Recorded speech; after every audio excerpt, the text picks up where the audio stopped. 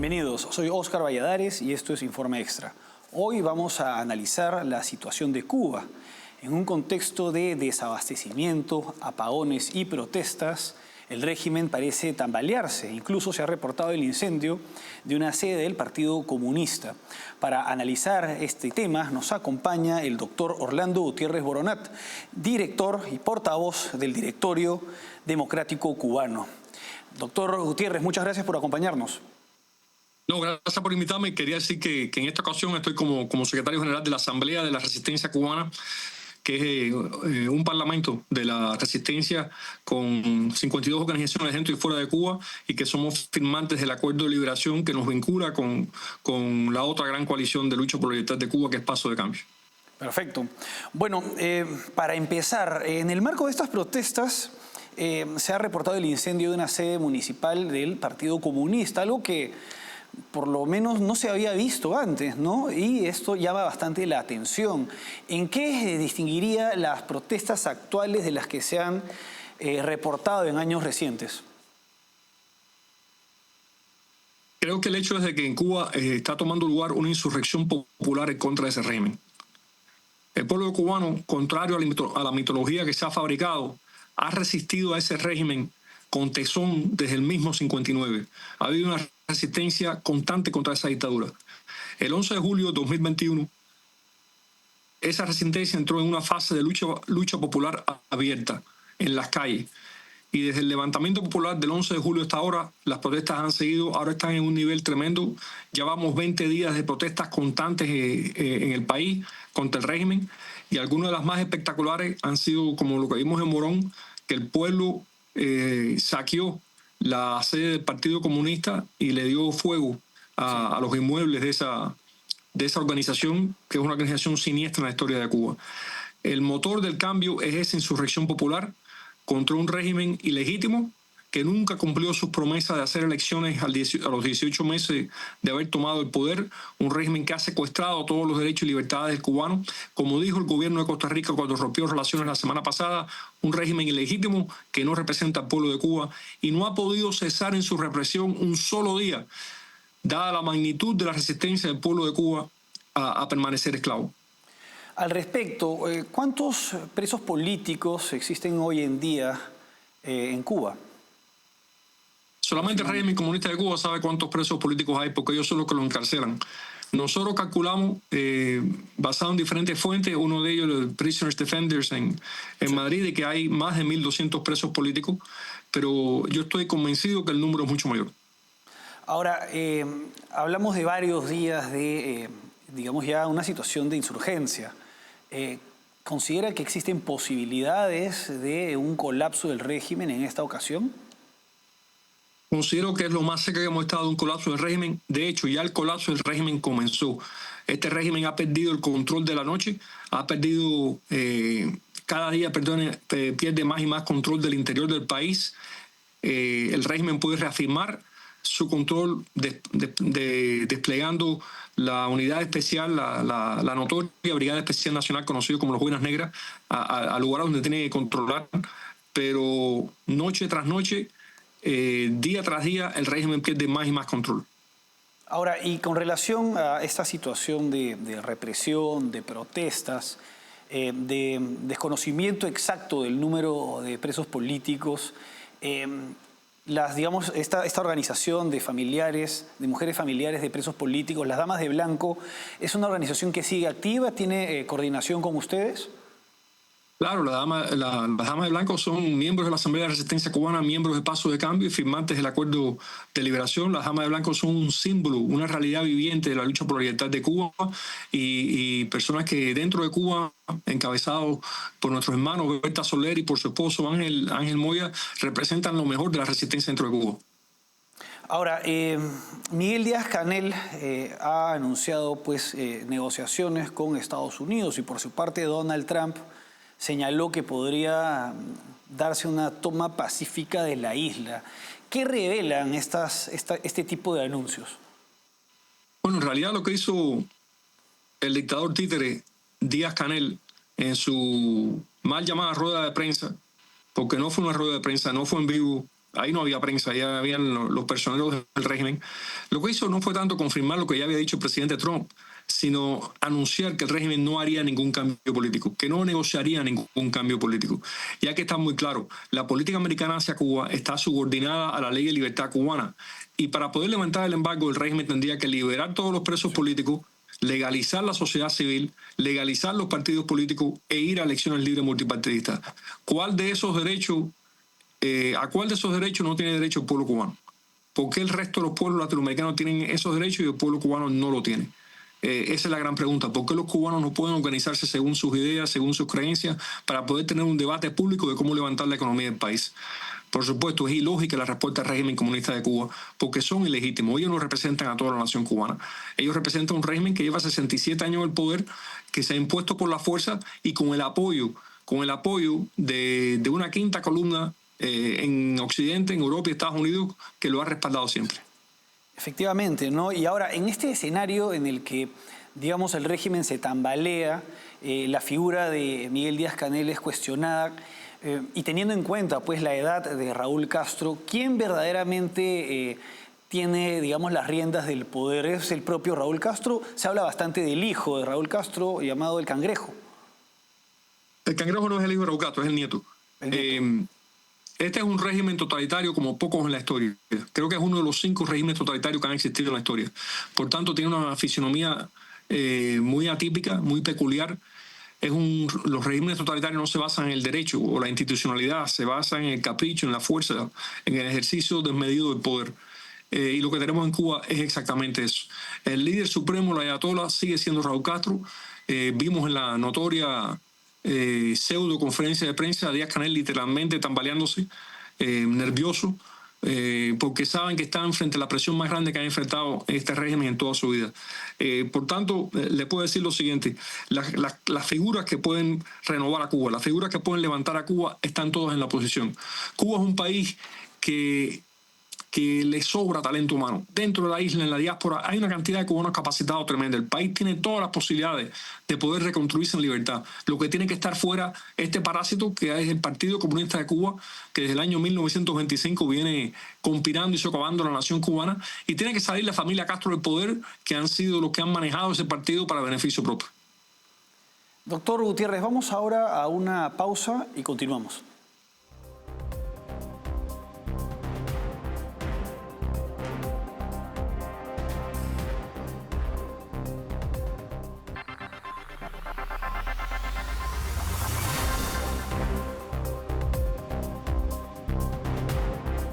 Seguimos en Informe Extra analizando la situación de Cuba, un escenario en el que el régimen se tambalea, acompañados por el doctor Orlando Gutiérrez Boronat, líder de la Asamblea de la Resistencia de Cuba. En el bloque anterior hemos visto, la situación de protestas, digamos, cómo el régimen parece estar perdiendo el control en el país, y la lucha, pues, del pueblo cubano desde 1959, que vienen sobreviviendo y resistiendo a la opresión de esta dictadura. Una dictadura de la cual se desconoce el número de presos políticos exacto.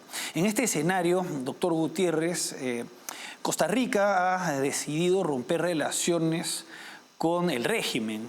¿Qué impacto puede tener esto? ¿Considera que existirían otros países que podrían seguir su ejemplo? Bueno, Ecuador ya rompió relaciones anterior a Costa Rica, y creo que pronto veremos muchos más. Creo que hay un consenso democrático como nunca antes en la región para poder lograr la liberación de Cuba. Yo he estado viajando en la región, me he estado reuniendo con presidentes, vicepresidentes de diversos países democráticos, y veo una buena voluntad hacia que el pueblo de Cuba recupere sus libertades y derechos como nunca he visto antes. Ahora, pero digamos, ¿qué países considera que podrían ser los próximos en seguir este camino de romper relaciones, que es un paso bastante importante, ¿no? Incluso otro paso importante sería darle mayor reconocimiento, digamos, internacional, diplomático a los líderes en el exilio. Bueno, hay un acuerdo de liberación que es un frente común, una plataforma común de esa oposición que tiene un plan de recuperación, de transición. Aquí estamos convencidos hacia dónde vamos. No quiero Su pregunta es clave. Entiendo que usted como periodista me haga esa pregunta. Por favor, también entienda que como estamos en medio de todas las gestiones diplomáticas y dentro de Cuba, no quiero avisarle a ese régimen Claro. y a su notorio aparato de inteligencia dónde vamos a golpear próximamente. Ahora, se ha dado también otro anuncio por parte del régimen en el que de acuerdo con el cual se permitirá a cubanos en el exilio invertir en la isla. ¿Qué revela esto y qué tan positivo es? ¿No se trataría, digamos, de una medida que podría dar oxígeno a la dictadura? Por supuesto, es una medida para oxigenar la dictadura y una oferta ridícula. Esta es la misma gente, gracias a los cuales Cuba perdió un empresariado estelar. Un país que había desarrollado una clase bancaria, una clase empresarial contundente, visionaria, que había levantado ese país de la pobreza inmensa y la destrucción que lo había dejado la guerra de independencia. Ese país ha seguido creciendo y lo que se le ocurrió a esta dictadura fue expulsar, hacerle la vida imposible a esa clase empresarial. Ese es el nivel de sentimiento antinacional y estúpido que tenían los fundadores de ese sistema, como Fidel Castro y Che Guevara. Entonces, a la hora de decir que uno regrese a invertir en un país en el cual no hay Estado de Derecho, claro, hay un sistema en el cual el Poder Judicial está supeditado por completo constitucionalmente, según el manual de control comunista que ellos llaman Constitución, al Poder Legislativo, el Poder Legislativo al Poder Ejecutivo. Es un país sin separación de poderes en el cual una gran cantidad de inversionistas han tenido muchas dificultades. No hay dónde apelar. Es un régimen en el cual no se puede contratar, la compañía no puede contratar directamente a su propia empleomanía, donde la banca está controlada por el Estado y está bajo asedio por el impago de sus deudas. Es un desastre invertir en ese régimen. La oferta de la dictadura es una oferta o para tontos o para aquellos que de manera encubierta respalden esa dictadura. El empresariado de la diáspora cubana no va a acatar una oferta tan estúpida. Ahora, también se ha anunciado, hay varios anuncios que revelan pues la situación del régimen, ¿no? Y otro es la retirada de las misiones de estos médicos cubanos enviados a varios países que en los hechos de alguna manera tienen una situación de esclavitud para con el régimen. ¿A qué se debería, digamos, esto que de todas maneras sirve como para tener influencia en otros países? Bueno, Cuba tiene excelentes médicos. El país tiene una tradición de excelentes médicos desde el siglo XIX. Yo estoy orgulloso de los médicos cubanos que trabajan bajo las peores condiciones para servir a su pueblo y ayudarlo. Y el régimen trata al médico cubano como esclavo. Los trata como esclavos dentro de Cuba y los trata como esclavos internacionalmente. Y eso es inaceptable. Estas misiones médicas típicamente consisten de muy pocos médicos que trabajan como esclavos, que los tienen trabajando como esclavos con el salario que les corresponde siendo pagado directamente al régimen comunista de Cuba, que entonces le da una pequeñísima porción, y el resto de los componentes de estas misiones tienden a ser agentes de inteligencia del castrismo. Así que los países como autodefensa hacen bien en expulsar esas misiones médicas. Doctor Orlando, antes de pasar a analizar el tema del convoy humanitario, que quisiera verlo en el siguiente bloque, ¿qué opina del papel que está teniendo el gobierno de México, encabezado por Claudia Sheinbaum? Es un papel bochornoso. La falta de humanidad, la falta de compasión del gobierno de Sheinbaum con el derecho del pueblo de Cuba a tener los mismos derechos que tiene el pueblo de México. Da pena eso. Da pena que este liderazgo izquierdista de México desprecie tanto a los cubanos.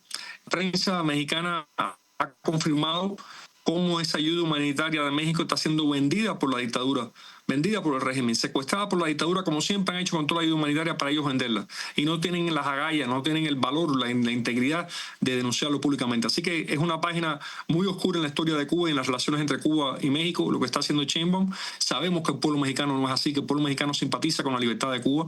Y en este capítulo tan difícil de la historia de Cuba, que pronto vamos a superar, quedarán nuestros amigos, quedará Costa Rica, quedará Ecuador, los países que están con la democracia, los que se han pronunciado por la libertad, Chile, Paraguay, Argentina, los países que nos apoyan, que apoyan al pueblo de Cuba como seres humanos, como dignos herederos de la libertad. Eso nunca lo vamos a olvidar y siempre le vamos a estar agradecidos.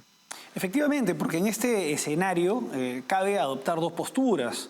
Una postura a favor de la resistencia democrática cubana, digamos, del exilio y quienes desde afuera luchan por restablecer la democracia en su país y el apoyo a las organizaciones sociales que valientemente se levantan al interior del país y de los manifestantes, o adoptar una posición, digamos, abiertamente favorable al régimen o una posición ambigua que en los hechos termina siendo favorable al régimen, como por ejemplo mencionar hay que respetar la soberanía, ¿no? Cuando al final, y también el derecho internacional, que esa es otra excusa, ¿no? Entonces al final estas, digamos, excusas terminan favoreciendo un régimen que está más de medio siglo en el poder.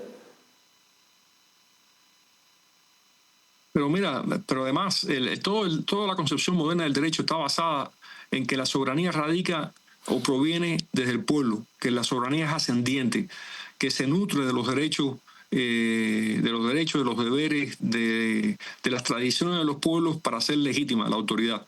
Este régimen comunista de Cuba no es legítimo porque jamás ha consultado al pueblo, jamás ha respetado la soberanía popular y lleva 67 años de represión sin parar. Este régimen no ha habido un solo año que no haya presos políticos en Cuba, detenidos, asesinados.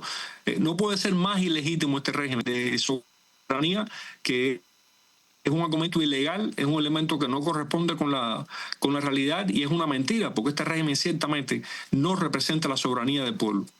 No, y a todo lo anterior se agrega que este régimen ha buscado replicar su modelo en otros países de la región, generando violencia, sangre e inestabilidad, ¿no? Porque muchos jóvenes ilusionados en los años 60 y en los años 70 se fueron a formar a la isla para luego, preparados militarmente, tratar de, mediante la violencia, imponer un modelo antidemocrático en sus respectivos países, generando pues inestabilidad y no solamente antidemocrático, drama. totalitario. No solamente democrático, totalitario, y quisieron exportar el totalitarismo. Ernesto Guevara fue a Bolivia, no a pelear por la libertad de los bolivianos, fue a imponer un sistema totalitario.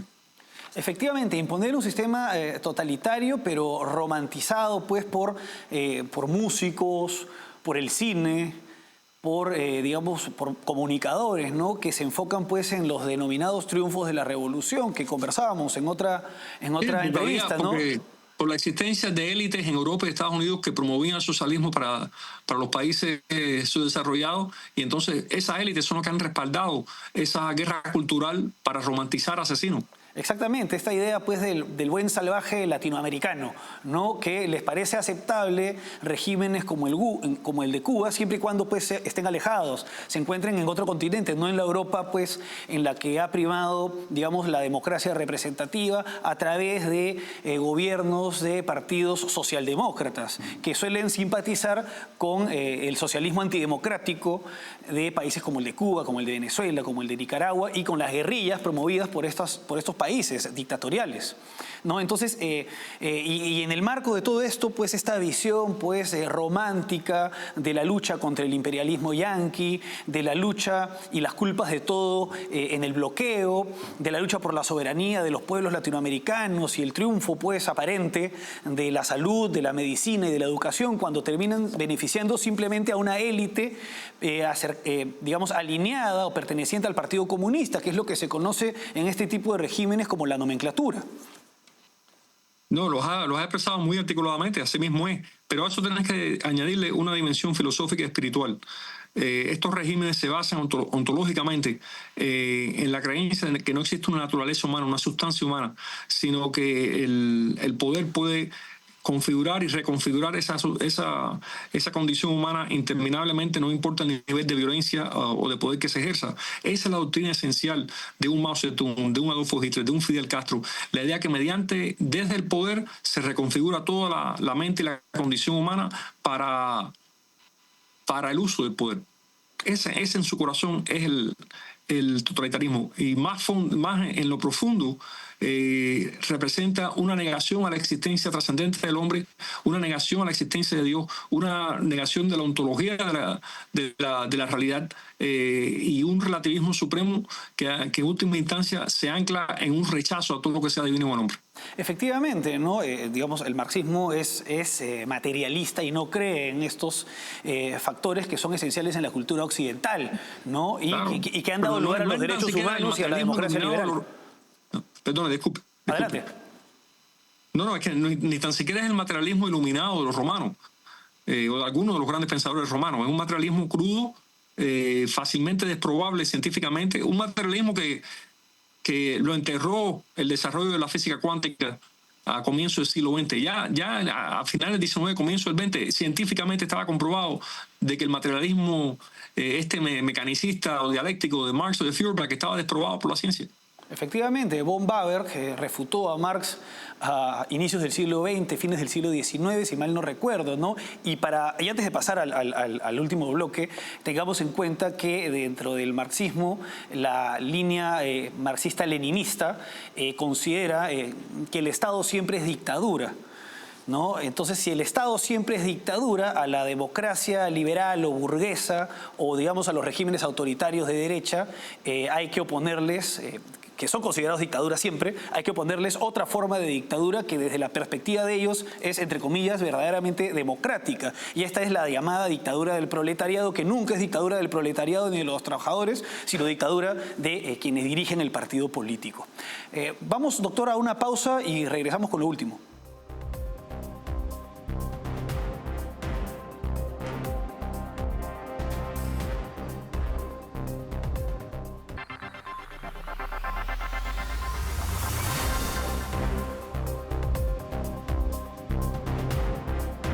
Seguimos en Informe Extra analizando la situación de Cuba, acompañados por el doctor Orlando Gutiérrez Boronat, líder de la Asamblea de la Resistencia de Cuba. Doctor, se ha organizado un convoy oficialmente humanitario denominado Nuestra América, con el objetivo pues, de enviar ayuda a la isla. ¿Considera que esta iniciativa se enfoca más en apoyar al pueblo cubano o respaldar a la dictadura? No, yo creo que da pena ver este circo montado.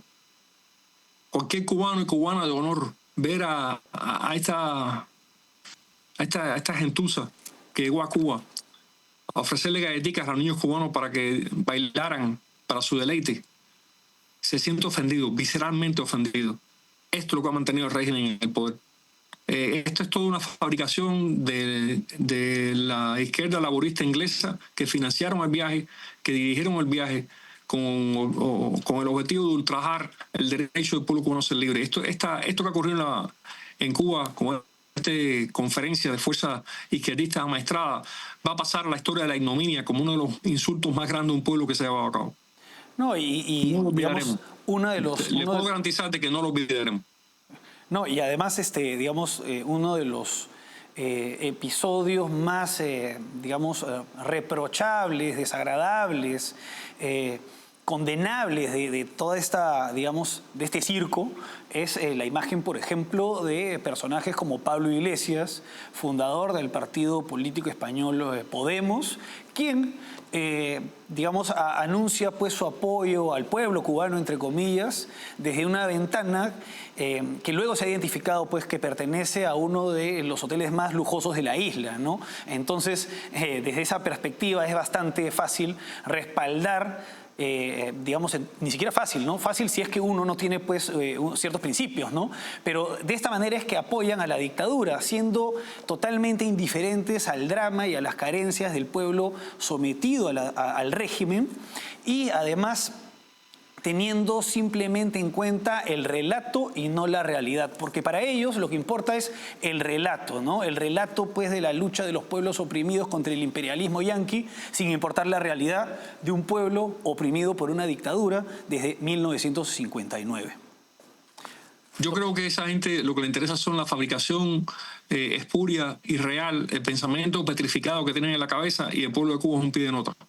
Es una referencia para validar un fanatismo que quieren imponer. Doctor Gutiérrez, ha sido un honor tenerlo con nosotros. No, he disfrutado mucho el programa. Gracias por invitarme. No, gracias a usted. Bueno, eso fue todo por hoy. Hasta aquí Informe Extra. Gracias por acompañarnos.